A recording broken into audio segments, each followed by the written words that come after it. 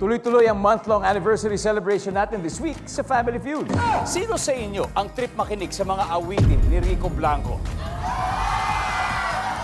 Ano raw ang mangyayari kapag natulog kang basa ang iyong buhok? Hindi ka makakatulog. Hindi ka pwede matulog na basa yung buhok mo.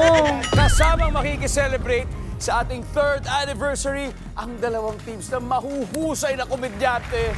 Kung isusumpa ka ng witch, ayaw mong humaba ang ng additional 12 inches ang iyong baba. Ng mga guwapa at mga guwapo ang maghaharap ngayon. Kung magiging mayor ka sa iyong bayan o syudad, anong problema ang una mong hahanapan ng solusyon? Mga mahari ko, korupsyon! Sino naman hindi nakakakilala sa sobrang solid na Ben and Ben? Anong ayaw mong bumagsak sa bubong ng bahay niyo, Andrew? Si Lolo. So sa bus, lilipat ka ng pwesto kung ang katabi mo ay may hawak. Kamay mo. 8 malulupit na funny men and funny women ang maglalaro po ngayon. Nagpapa-jumping rope ako ng mga langgam, ikaw. Nagbibilang ako ng pera para pa-premyo nyo.